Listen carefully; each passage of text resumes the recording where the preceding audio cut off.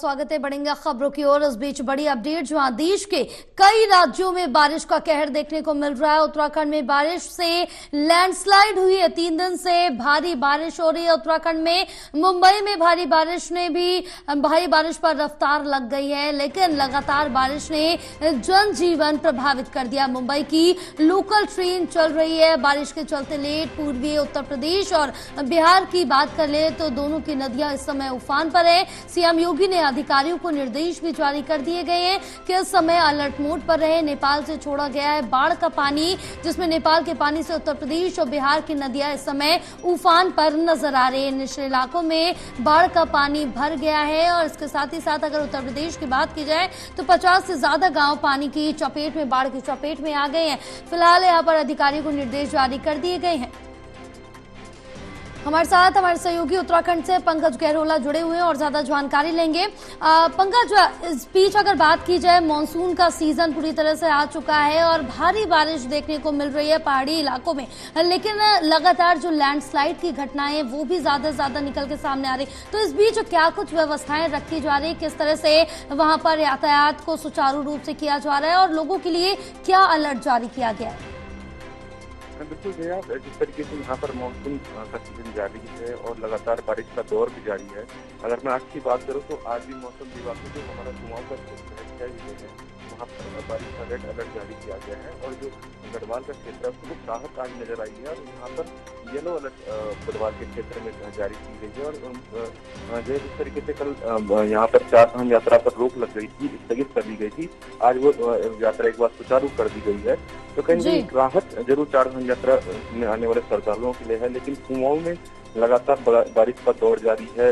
जगह जगह लैंडस्लाइड की घटनाएं यहाँ पे हो रही है और सबसे बड़ी बात है कि पहाड़ों में जितनी ज्यादा बारिश है उसका असर यहाँ मैदानी क्षेत्रों में देखने को मिल रहा है। उधमसिंह नगर के जो मैदानी क्षेत्र है यहाँ पर जगह जगह जल भराव की स्थितियां पैदा हो गई है। शारदा नदी जो है वो अपने उफान पे चल रही है, ढाक नदी अपने गोलापार भी अपने उफान पे चल रही है। अगर हल्द्वानी शहर की बात करूँ तो हल्द्वानी शहर में भी लगातार यहाँ पर जल भराव की स्थिति देखने को मिली है। यह अंदाजा लगाया जा रहा है कि 50 से ऊपर जो घर हैं, कल रात को जो लगातार बारिश की है उनसे उन घरों में पानी घुसा है। शासन प्रशासन वहाँ मौजूद है। पानी जो मलबा है उसको बाहर निकालने का काम वहाँ पर किया जा रहा है, जेसीबी लगाई गई है। और साथ ही जो पहाड़ी क्षेत्र है यहाँ पर भी बहुत सारे मार्ग अवरुद्ध है। लगभग अगर मैं बात करूँ पूरे उत्तराखंड में तो 200 से अधिक मार्ग आज यहाँ पर बंद जिले खोलने का प्रयास किया जा रहा है।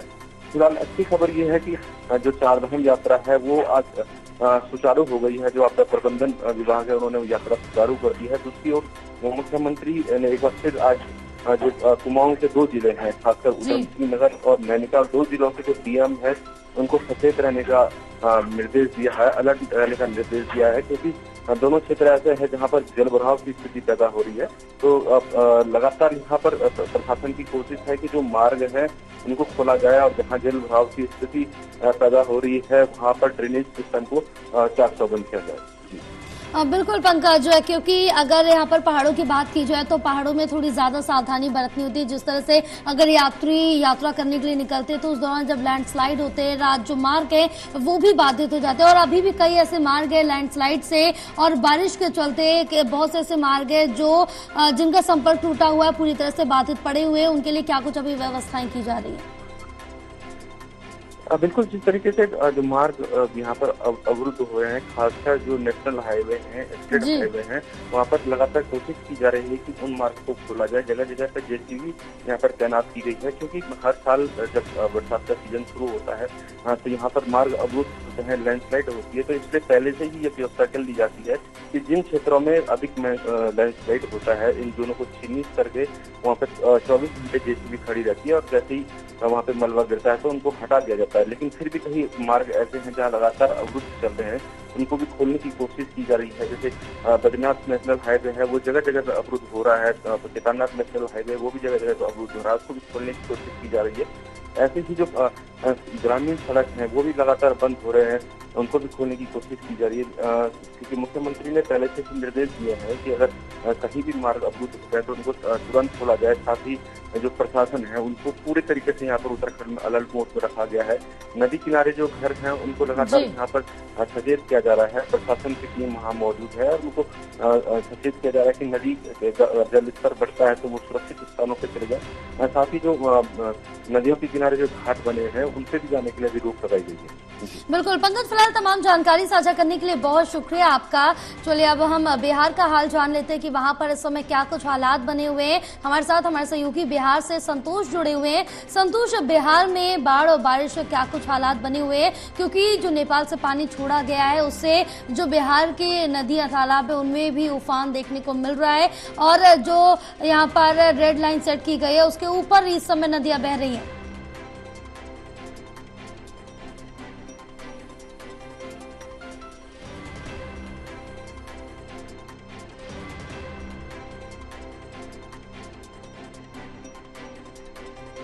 संतोष, आप तक आवाज पहुंच रही है हमारी?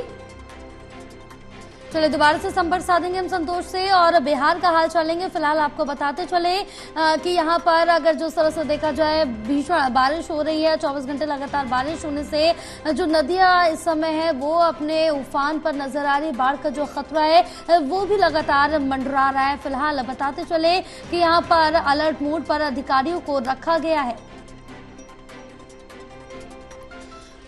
तो नेपाल से पानी छोड़ा गया है, बाढ़ का पानी ये नेपाल से छोड़ा गया है, जिसमें नेपाल के पानी से उत्तर प्रदेश और बिहार में बाढ़ जैसे हालात बनते हुए नजर आ रहे। कई जो इलाके में जो नदियां हैं वो अपने उफान पर इस समय बह रही हैं। बिहार का हाल जानेंगे, हमारे साथ हमारे सहयोगी संतोष बिहार से जुड़े हुए हैं। संतोष, बिहार में क्या कुछ अपडेट मिल पा रही है, क्योंकि जिस तरह से बारिश हो रही है, झमाझम बारिश होने के चलते जो नदियां हैं वो अपने उफान पर बह रही है और दूसरी तरफ से नेपाल से भी का पानी छोड़ा गया है। जी, आपको बता दें कि नेपाल में भारी बारिश की वजह से जो है बिहार के कई नदियों में जो है जल जमाव का असर जो है काफी तेजी से जो है दबाव बन रहा है और कई जो नदियों के किनारे वाले जो इलाके हैं, गांव है, देहाती इलाके हैं, उस इलाकों में जो है काफी दबाव बना हुआ है। आपको अगर बात करें सुगौली में, तो सुगौली के इलाके में भी जो है काफी दबाव बना हुआ है। वाल्मीकि नगर गंडक बराज से जो है भारी मात्रा में पानी छोड़ने के बाद जो है बूढ़ी गंडक नदी में भारी दबाव है। इधर जो है फिर आपको कोसी नदी में जो है काफी दबाव बना हुआ है। इधर बात करें तो फिर बागमती नदी में जो है काफी दबाव बना हुआ है। तो जिसके चलते बिहार के कई हिस्से से जो नदियां हैं, जो खास करके उत्तर बिहार की नदियां हैं, उन नदियों में भारी जल का जो है प्रवाह देखने को मिल रहा है और जिसके वजह से इलाके में बसने वाले लोग जो है काफी जो है डरे सहमे हुए हैं।